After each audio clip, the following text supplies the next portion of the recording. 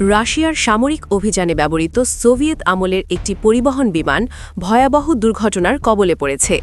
স্থানীয় সময় মঙ্গলবার ৩১ মার্চ দিবাগত রাত ৩টার দিকে অধিকৃত ক্রিমিয়া উপদ্বীপের একটি পাহাড়ি এলাকায় AN-26 মডেলের বিমানটি বিধ্বস্ত হয়। এতে বিমানে থাকা ৬ জন ক্রুসহ মোট ২৯ জন আরোহীর সবাই প্রাণ হারিয়েছেন বলে নিশ্চিত করেছে রাশিয়ার প্রতিরক্ষা মন্ত্রণালয় ও উদ্ধারকারী দল। রুশ সরকারি সংবাদ মাধ্যম তাসির বরাতে এই শোকাবহ সংবাদটি বিশ্বজুড়ে আলোড়ন সৃষ্টি করেছে। প্রতিরক্ষা মন্ত্রণালয়ের দেওয়া তথ্য অনুযায়ী বিমানটি ২৯ জন আরোহী নিয়ে একটি নিয়মিত বা রুটিন মহড়ায় অংশ নিতে উড্ডয়ন করেছিল।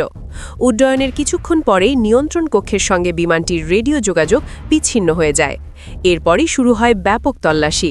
দীর্ঘ সময় পর জানা যায় বিমানটি ক্রিমিয়ার নিকটবর্তী একটি দুর্গম পাহাড়ে সজোরে ধাক্কা খেয়ে ভেঙে পড়েছে। খবর পাওয়ার সাথে সাথেই রাশিয়ার বিশেষ উদ্ধারকারী দল ও জরুরি পরিষেবা কর্মীরা দুর্ঘটনাস্থলে পৌঁছান। তবে বিমানের ধ্বংসাবশেষের যে অবস্থা ছিল তাতে কারোরই বেঁচে থাকার সম্ভাবনা ছিল না বলে উদ্ধারকারীরা জানিয়েছেন। এই দুর্ঘটনার পর স্বাভাবিকভাবেই প্রশ্ন উঠতে শুরু করেছে বর্তমান যুদ্ধকালীন পরিস্থিতি নিয়ে। অনেকে সন্দেহ প্রকাশ করছেন যে এটি ইউক্রেনের কোনো ড্রোন বা ক্ষেপণাস্ত্র হামলার শিকার হয়েছে কিনা। বিশেষ করে গত কয়েক বছরে ওই অঞ্চলে ইউক্রেন ও রাশিয়ার মধ্যে চলমান উত্তেজনার প্রেক্ষাপটে এই জল্পনা আরও জোরালো হয়েছে। তবে রুশ সেনাবাহিনীর পক্ষ থেকে তাৎক্ষণিকভাবে এই ধরনের কোনো হামলা নাকচ করে দেওয়া হয়েছে। সেনাবাহিনীর পক্ষ থেকে জানানো হয়েছে, প্রাথমিক আলামত পর্যবেক্ষণ করে মনে করা হচ্ছে যান্ত্রিক গোলযোগের কারণেই এই দুর্ঘটনা ঘটেছে। তবে সঠিক কারণ উদ্ঘাটনের জন্য বিমানের ব্ল্যাক বক্স উদ্ধারের চেষ্টা চলছে।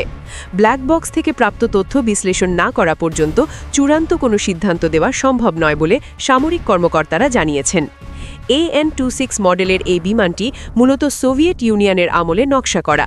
এটি স্বল্প থেকে মাঝারি দূরত্বে সামরিক সরঞ্জাম এবং অল্প সংখ্যক সেনা বা যাত্রী পরিবহনের জন্য অত্যন্ত জনপ্রিয় একটি যান।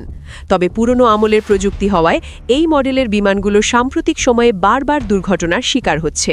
নথিপত্র অনুযায়ী ২০২০ সালে ইউক্রেনের খারকিভে এই একই মডেলের একটি বিমান ২৮ জন আরোহী নিয়ে বিধ্বস্ত হয়েছিল, যেখানে সবাই মারা যান। পরবর্তীতে ২০২২ সালেও এই মডেলের আরও একটি বিমান দুর্ঘটনার কবলে পড়েছিল। বারবার একই মডেলের বিমান বিধ্বস্ত হওয়ার ঘটনাটি এখন রাশিয়ার সামরিক বিমান বহরের নিরাপত্তা ব্যবস্থার ওপর বড় ধরনের প্রশ্নচিহ্ন দাঁড় করাচ্ছে।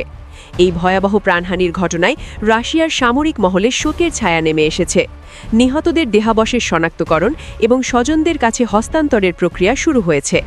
একই সঙ্গে প্রতিরক্ষা মন্ত্রণালয় একটি উচ্চ পর্যায়ের তদন্ত কমিটি গঠন করেছে, যারা এই দুর্ঘটনার পেছনে যান্ত্রিক গোলযোগ নাকি মানুষের ভুল ছিল তা খতিয়ে দেখবে। কৃষ্ণসাগর সংলগ্ন এই অঞ্চলে যেখানে নিরাপত্তা ব্যবস্থা অত্যন্ত জোরদার, সেখানে এমন একটি বড় বিমান বিধ্বস্ত হওয়া রাশিয়ার প্রতিরক্ষা কৌশলের জন্য একটি বড় ধাক্কা হিসেবে দেখা হচ্ছে। সংশ্লিষ্ট কর্তৃপক্ষ জানিয়েছে, তদন্ত শেষ না হওয়া পর্যন্ত ওই অঞ্চলে একই মডেলের বিমানের নিয়মিত মহড়া সাময়িকভাবে স্থগিত রাখা হতে পারে।